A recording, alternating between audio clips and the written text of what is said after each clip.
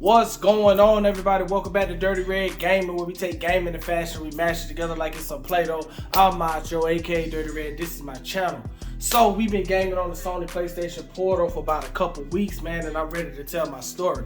Nah, but on the serious note, man, we've been playing this for a couple weeks, and I'm ready to get my full review on the Sony Playstation Portal remote player. And in this video, we're gonna be talking about the build quality on this, the Wi-Fi connectivity. We're gonna take a look at the interface on this. We're gonna get into some sound quality, the battery life on this, and we're also gonna give you some of this gameplay, show y'all how it looks on there. So, and then after the video, I'm gonna give y'all my conclusion, my 0 to 10, what I think, how I rate this, and then I'm gonna tell y'all if y'all should go out here and buy this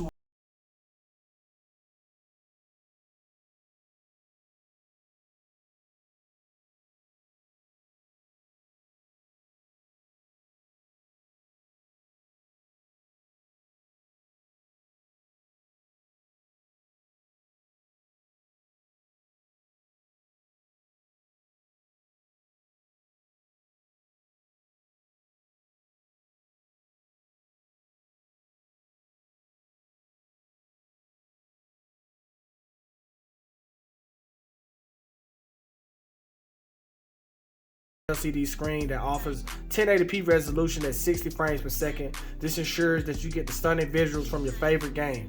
It's also equipped with a USB-C port for charging. It comes with speakers and a 3.5mm headphone jack.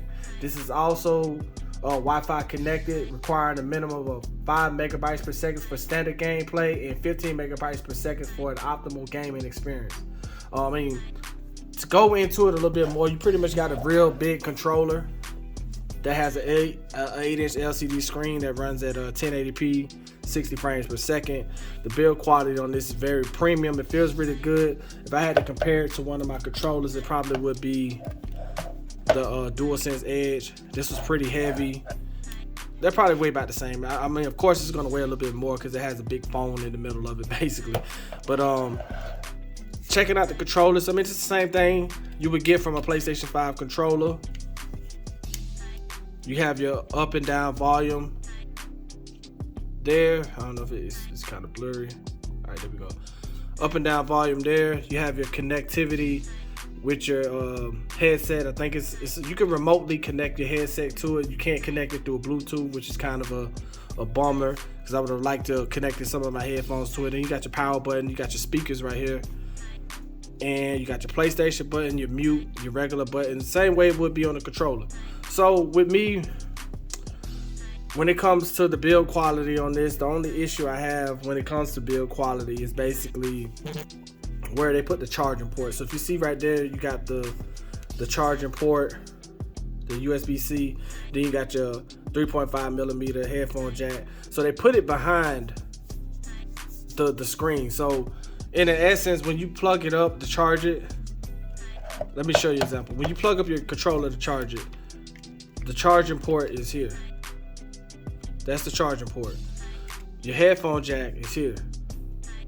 So when it comes to gaming on this, let's say you want to have your headphones in and you want to charge it while you're playing it, everything's going to be coming from here. Instead of them having a headphone jack right here, like they do on the controller, and then they have a charging port, like why couldn't they do that? Those are my only gripes when it comes to gaming on this. Also with the build quality, when you take this out, when you're at home, like right now, it doesn't feel as big. But when you go out in public or you throw it in the passenger seat of your car or you go somewhere, it's going to feel pretty big. But outside of that, when you go places, it's going to really feel like it's massive compared to having a phone or what you're normally used to having a phone. But outside of that, the build quality is pretty premium on it. I do enjoy it. It's good to have around the house, have in the room, the bedroom with you, or maybe on the sofa or something like that when you're just chilling and you want to just game, get on your PlayStation 5 and game. But as far as the build quality on this, I'm probably going to give this like an 8 out of 10. I mean, it feels very premium, so I give it an 8 out of 10 simply because of where they have the charging port and the 3.5mm headphone jack. But outside of that, man, I'm gonna give it an 8 out of 10 as far as build quality go. So let's go ahead and get to the Wi-Fi connectivity. Okay, so Wi-Fi connectivity. Alright, so the process is pretty easy when it comes to connecting to Wi-Fi.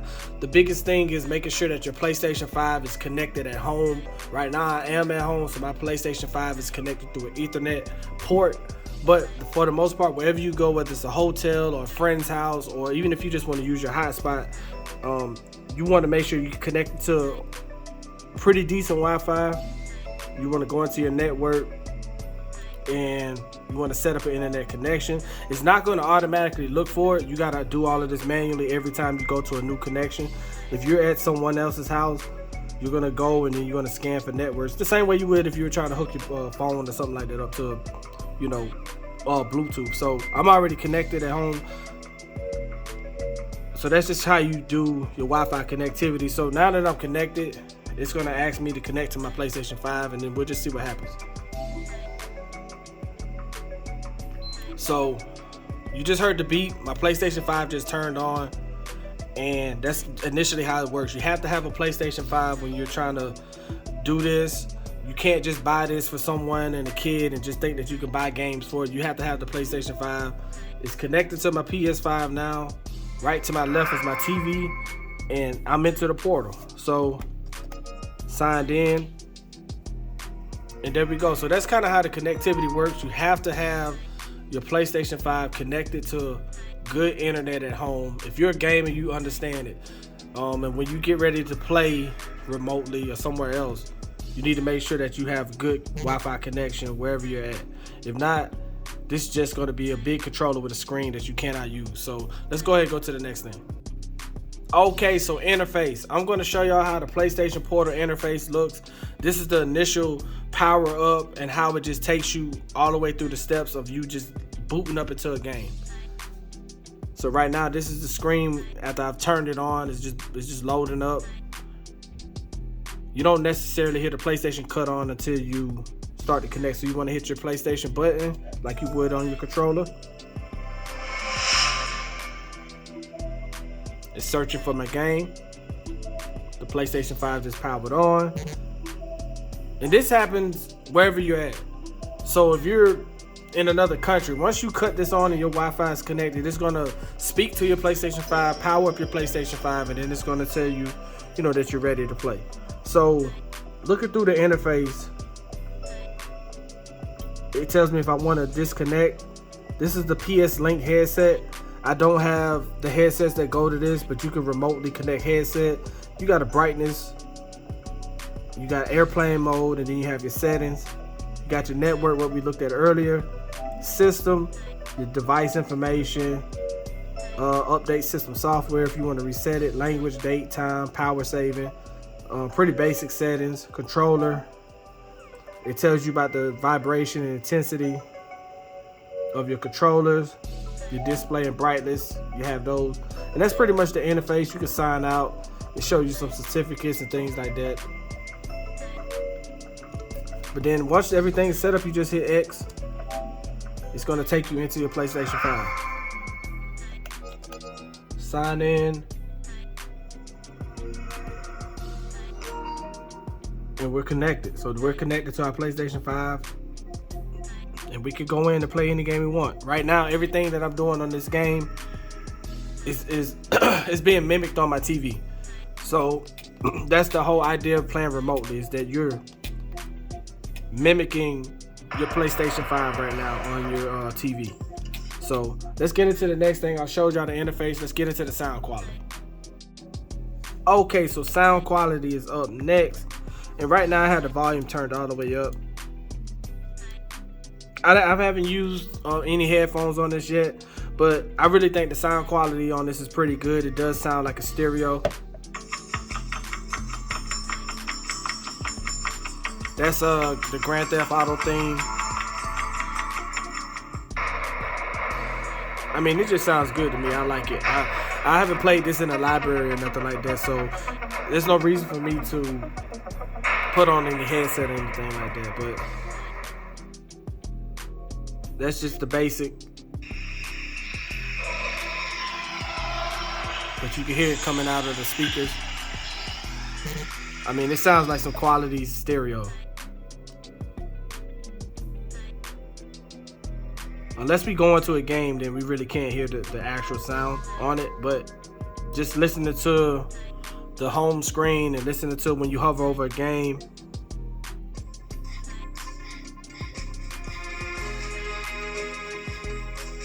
I think the sound quality on this is pretty good though. Not too loud, not too low. You don't have to have it. I have it pretty far away. My arms are fully extended, so it's pretty far away. But I can hear it very clear. So I think the sound quality on this is pretty good. I give it a 10 out of 10. It does have a stereo sound to it.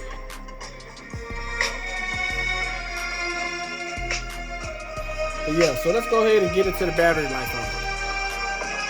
Okay, so battery life on the PlayStation Portal. I want to say it's pretty good. I think the most disappointing thing is that the DualSense Edge controller battery life is way shorter than the PlayStation Portal. I've gamed on this probably about 3 or 4 hours from 100%, and after the 3 or 4 hours, I probably was at like 75%. I haven't gamed on it long enough to just kill it, drain it completely, but I would say you probably could get about 6 to 8 hours on this if you're just straight gaming. So if I had to say to get the battery life on this is pretty decent. I'm not the person, I feel like if I'm going to be gaming for 4 to 5 hours, I probably should be home on my PlayStation 5. So this is not something that I would probably want to just game on 24 hours a day just to see if the battery on it is going to hold up. As long as it does what I need to do. One thing I will say, when I was done gaming, I was looking at the percentage and I said, oh, okay, it's at 75%. That's pretty good. Because if I had gamed on the PlayStation 5 with just the general controller, after 3-4 hours, I would need to be charging it up. It'll be giving me an alert on this DualSense Edge. So I would say the battery life on this is pretty decent. I would say it's above average, to be honest with you, because it does do better than your average DualSense controller and your DualSense Edge controller. So for the most part, I mean, I think it does pretty good. There's not much else to say. The one thing you don't want to do though is get your battery life, which is right here. You don't want to get that confused with the battery on your PlayStation 5. So cut my PlayStation 5 back on. This is my battery life. That's my Wi-Fi connection. But on your PlayStation 5, you can see your battery life. So I don't think that's 100% accurate. Or maybe I'm wrong. But let me sign in so I can show you what I'm talking about. So on your PlayStation 5, right here, accessories. So controller. So this is my actual PlayStation 5. So it's reading the battery life on my actual PlayStation controller, not the battery life on the Portal. So that's something you don't want to get confused about. You don't want to, pause your, hit this and then look and think that you got a full battery life. So with that being said, man, we can go ahead and get into some gameplay. Okay, so let's get into some gameplay. We're gonna jump into some Spider-Man and I'm gonna show you how it works. So this is how it's gonna work if you have a good Wi-Fi connection at home and wherever you're at, you have a good Wi-Fi connection. So we're gonna base this off of you having good Wi-Fi connection.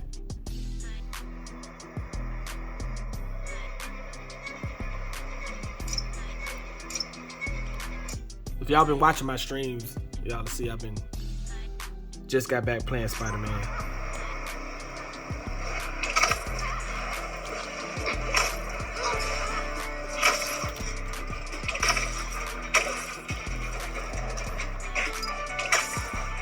So you can see it's fluid, it's quick, it's doing everything you would do on your PlayStation 5.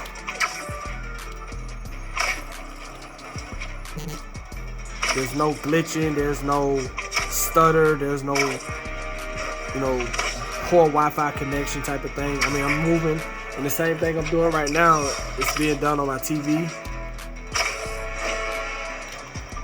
And that's what a remote player does. I mean, it pretty much just mimics your PlayStation 5. So you have to have a PlayStation 5 in order to use this. You can't just play and buy games for it. Alright, so where are they going? Someone's gonna get hurt. Give him a good chance. I mean, the picture quality is great on it. Alright, so we're gonna stop that there. I'm gonna get out of there. The one thing I will say about it, when you're closing out games, it does take a minute. See how it does that. Get into GTA.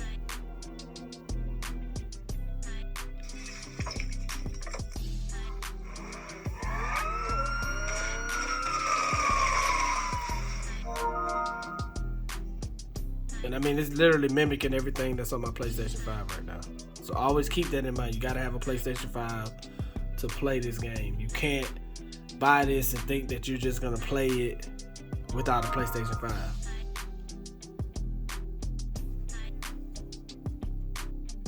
So let's load into GTA.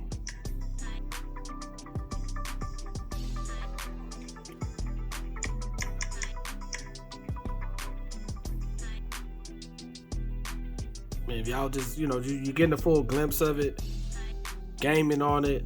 The one thing I will say, and I put this in my conclusion, is that you don't want to play any competitive games on this. You're gonna have to adjust to playing on the smaller screen. So I wouldn't recommend playing like Call of Duty competitive online or playing like NBA 2K online. I tried to play a game of Madden against the computer in my connected franchise, and I almost lost the game because it was just different. But when you would want to play these free roaming games and you just want something to just bypass time, I think these GTA, Spider-Man. I mean, maybe you could play Call of Duty story mode or something like that. But just a competitive, you're gonna have to really learn how to play on the smaller screen. So that's probably the biggest gripe. Not that you can't play, it's just learning how to play on the smaller screen. So we should be loading into GTA. And I mean, the screen quality is great. The screen quality on this is great. It's not 4K, but it's so small that it's like having a gigantic phone.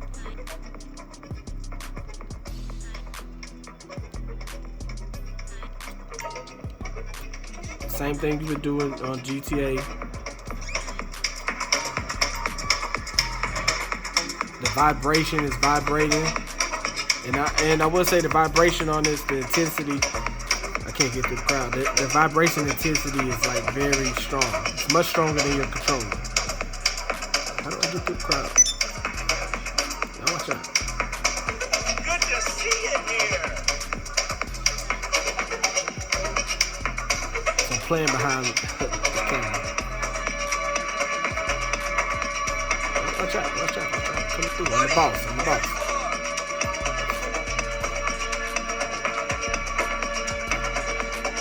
Let's see if I can get to my car. So you would do the same thing on here you would normally do on your Grand Theft Auto. I mean, on your PlayStation 5. Try not to get that glare from the light.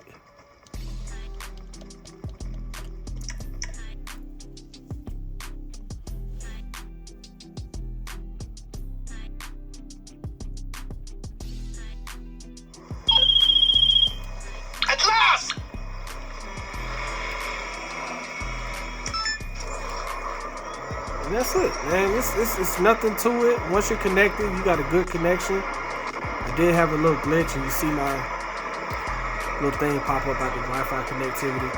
That's going to happen. Also, another little trick.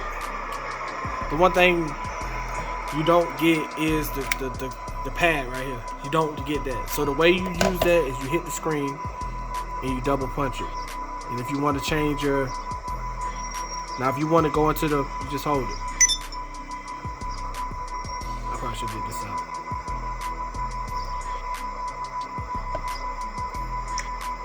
And it pulls up what you would have on your middle pad. So I had an issue with that at first when I was trying to figure out. So you double tap it and hold it. And that's how you get your keypad to work. So that's a quick little tip if you made it this far in the video. So we finna go ahead and wrap this up. I'm gonna give y'all my conclusion. 0 to 10, would I rate this, if you should cop or not this. So let's go. Okay, so Sony PlayStation Portal, the PlayStation Remote Player. should you cop or not this? First off, let's give it a rating. So, with all of the issues I had, I put it so I don't have no issues. Like I said, if you see right here where it's plugged up at the charge, I'm not a fan of that, and I'm not a fan of the 3.5 millimeter headphone jack. For one, they probably could have did the headset jack with the probably maybe another charger port, not a port, but USB-C, and let you use those type of headphones, because right now a lot of people are going away from the 3.5 millimeter headphone jack. There is no Bluetooth connectivity, so I could not connect my headsets to this directly. You have to do it remotely by pushing this button right here, and it'll connect whatever headphones you have connected to your PlayStation 5. You should be able to use them here. I think that's how it goes. I have to do a little more research on it. But then again, I don't even care about it because I like the volume. I like the way the volume is. It's not like I'm gaming in the library or anything like that. But those are my two only gripes. I didn't have any issues with the connectivity. I didn't have any issues with the build quality. No issues with the sound, the interface. Everything to me is fine. So if I had to rate this, I'd probably give this like an 8 out of 10 as far as my first handheld game. This is probably my first handheld game I ever purchased. So for me, 8 out of 10. Rating on this, should you cop or not this?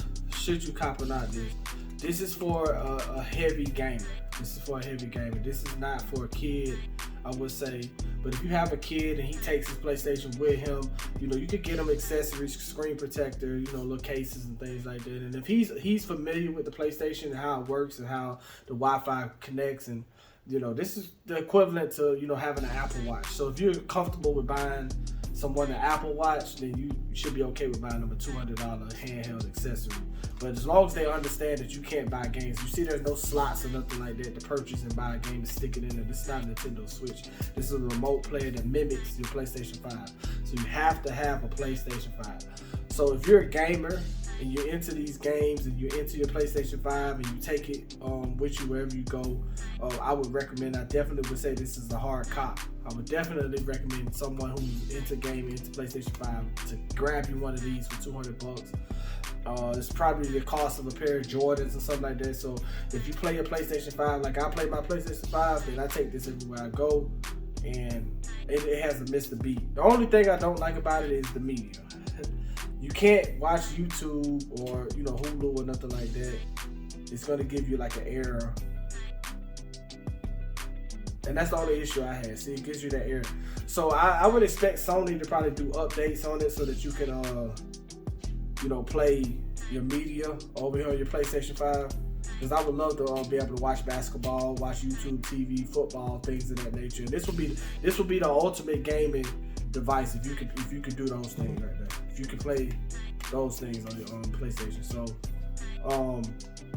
outside of that, man, I think this is the perfect handset or the perfect gaming tool for anyone who's into gaming, anyone who's into their PlayStation 5. So if your spouse or your child or your kids or your cousin, nephews or whatever you're thinking about, you say, oh man, every time he comes to my house, he brings his PlayStation 5 with him. Well, he doesn't want to lug that big old thing, so you could grab him something like this where he could just connect to the Wi-Fi the same way he would if he connected his PlayStation 5, and he can, play his PlayStation 5 remotely and not have to bring his PlayStation 5 with him.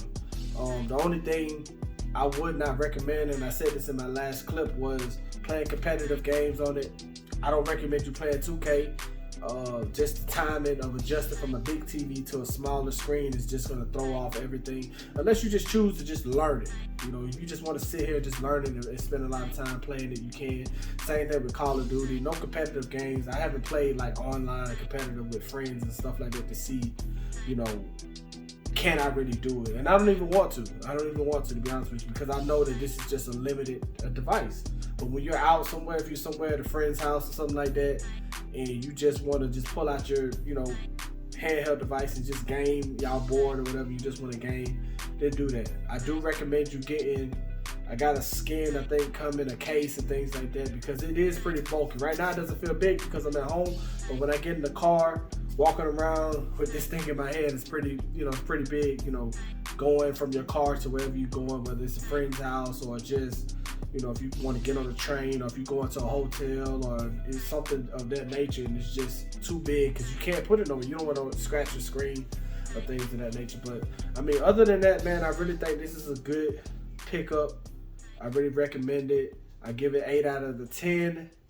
You know, outside of the plugs, like you see how it's plugged up right here, and then the headset jack. Those are my only gripes about it, and then not being able to play my media on it. So other than that, man, thank y'all for tuning in, man. Make sure to like, comment, and subscribe on this video, and I'm out.